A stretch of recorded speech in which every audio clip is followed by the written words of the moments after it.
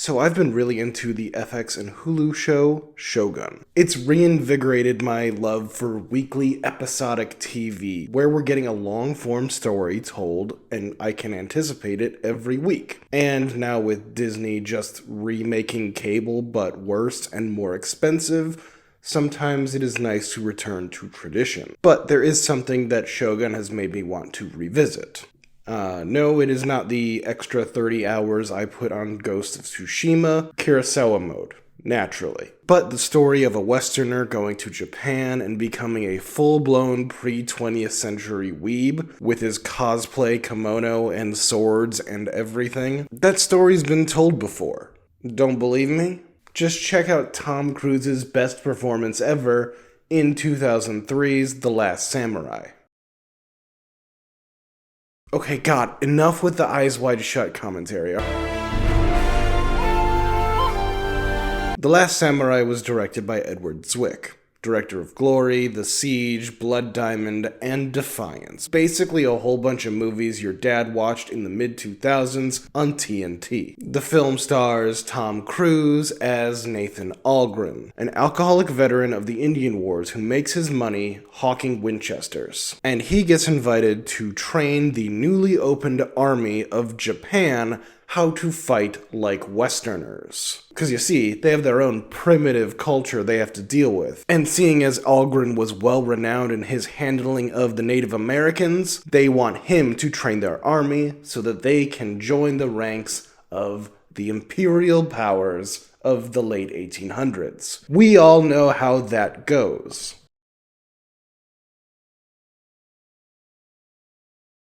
And after a battle where the Japanese army gets demolished by the samurai rebellion led by Katsumoto, played by Ken Watanabe, Algren is taken to a samurai village to spend a season and a half, maybe half a year, as a POW. And in this blissful time, he learns to live again and play with swords and meet nice kids. There's ninjas, the president from Scandal, most Americans' first exposure to the greatness that is Hideyuki Sanada, and a Scot playing an Irishman.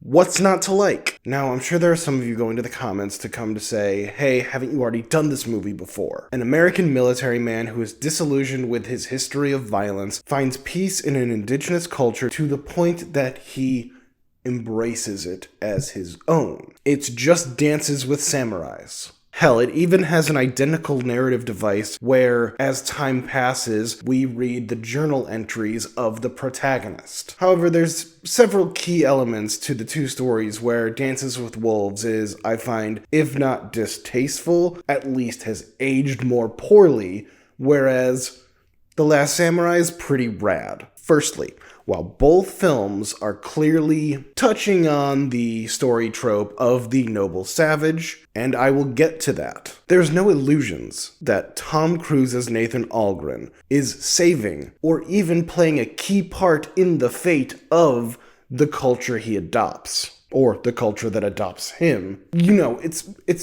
symbiotic. There may be some saving on the margins here or there. He organizes, or at least plays a part in the prison break of Katsumoto, and then later convinces Katsumoto rather than commit seppuku to fight to the last man. But it seems like, based on everything we learn about the character and the story, that A, that was Katsumoto's plan the whole time, to fight to the last man, and B, the whole prison break thing, there was a bunch of other samurais there. There is no reason that they couldn't have pulled that off without Algren. Secondly, and this is key, telling the story of Japanese history from the point of view of a white character doesn't have great optics, I will grant you. However, if you are looking for Japanese representation, you don't need to look any further than the cinema of Japan. They have a robust and historic film culture. I've talked about Godzilla. I will be talking about Kurosawa in relation to westerns. There's Miyazaki, Takashi Miike. There are a lot of film directors in Japan that make movies that are for Japanese audiences and for global audiences. So,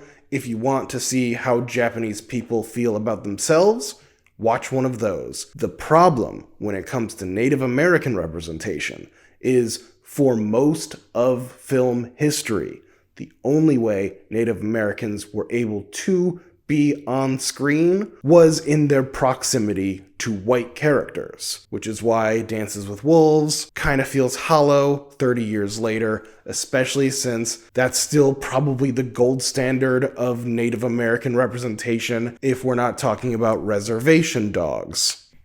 Or Prey, that was great too. But I will admit, putting Tom Cruise in Japanese armor with the title The Last Samurai on the poster of your movie. So why is The Last Samurai so great? Or at least, why am I talking about it 21 years later? Well, the character study of Nathan Algren is probably some of the best work that Tom Cruise has been involved with when it comes to character. At least in the big budget, broad appeal movies that he's been in. Which is most of them. Do not mention Magnolia, I will not be taking questions.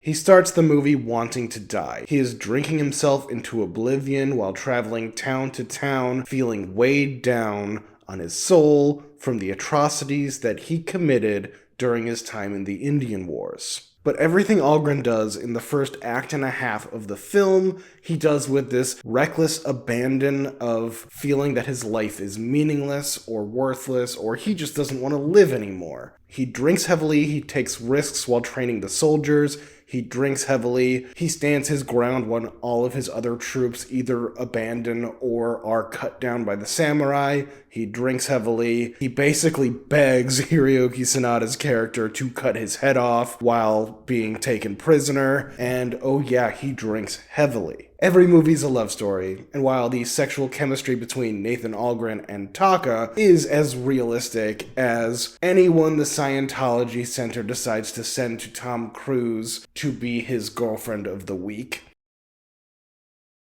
the real bond that the movie presents is between Katsumoto and Algren, and it is in this relationship where Algren learns to live again. He cuts himself off from drinking and he starts to get the lay of the land. He becomes enamored by the society and the culture that he's been thrown into. He muses in his diary about the service of the samurai, the discipline of their art, and the spirituality of the place that he finds himself. He starts to learn how to fight like the samurai, and all the while, he and Katsumoto have their nice little tete-a-tetes about war and poetry and history and culture. And they build a bond that changes them from enemies to allies. Honestly, it's a pretty great gig for a POW in Japan.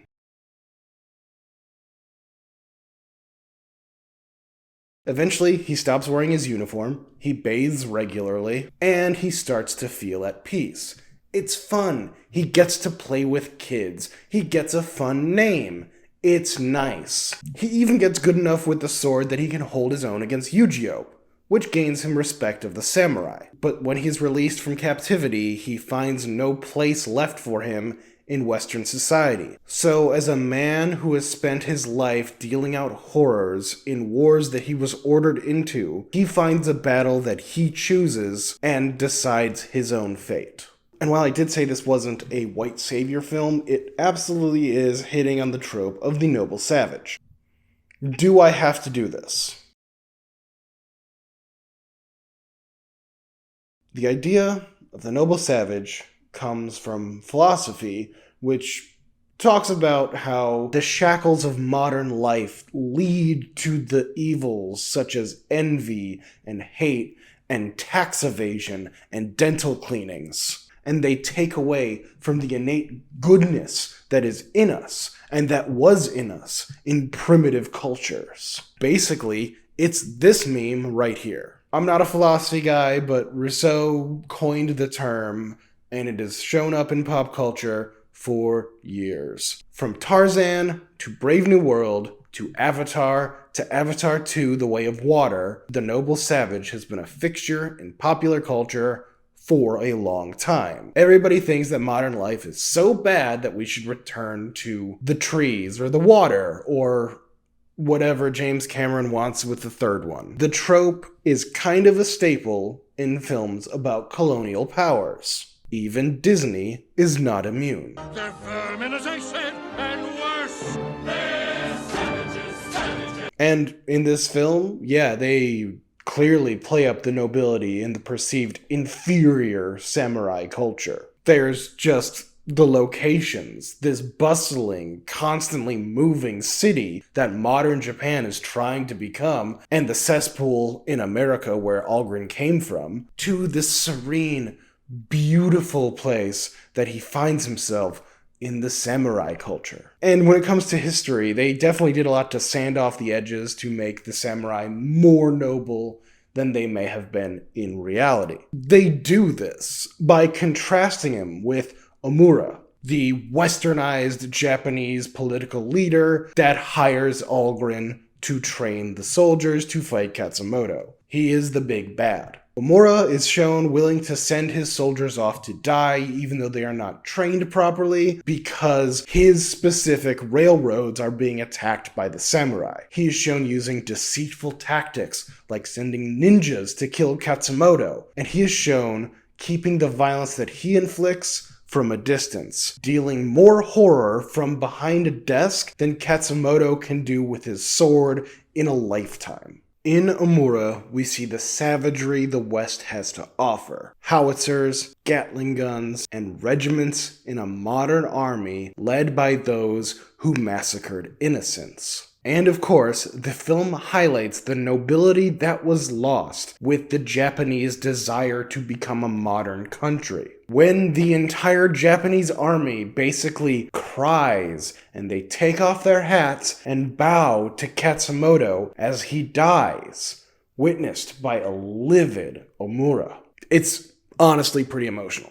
Ironically enough, the film ends with the Emperor honoring Katsumoto and Algren, in a lesser extent, by ripping up the deal between America and Japan that Omura was trying to make happen since the beginning of the film. Now, I'm not a history person, but in the Last Samurai timeline, Algren played a key part in World War II, at least the Pacific Theater. When you go online, there's a lot of discourse when it comes to The Last Samurai. Even nowadays. Is it racist? Is kind of a big one. But the next common thing is the historical accuracy, or more specifically, the inaccuracy of the film. And I gotta say this, I don't give a shit, alright? Dr. Kathy Schultz, a history professor from the University of St. Francis, has had a quote that's kind of gone viral in the discourse of The Last Samurai, saying that the samurai fought against the Meiji Restoration not through altruistic means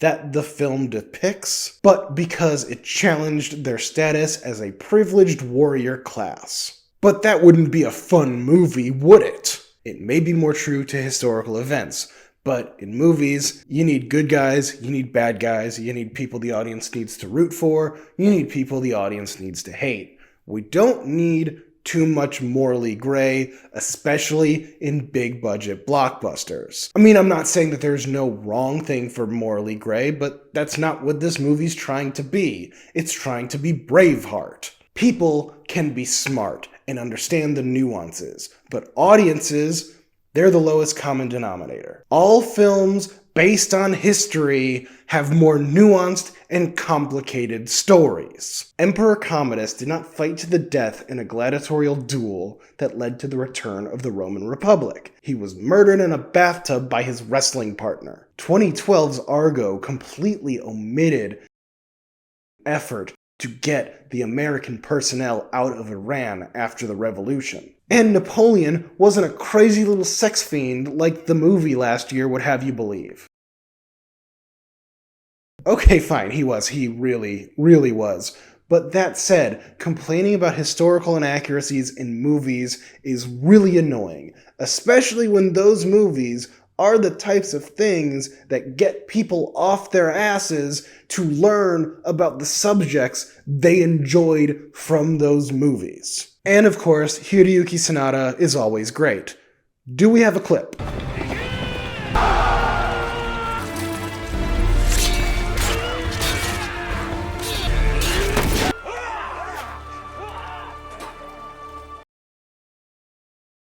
What? I just wanted to look back on the first role I recognized him from. He's always got a great screen presence, and it's nice to see films where actors got their start. He had been acting for a while, long while, since he was a child, but this is his first Western movie. Maybe there's a series there.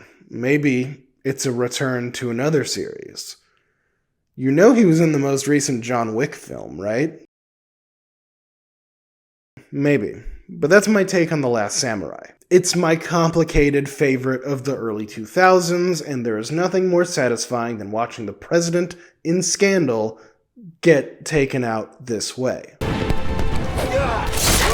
Thanks for watching. Like, share, and subscribe. I haven't watched Shogun yet, so do not spoil it for me. I am 2 weeks behind.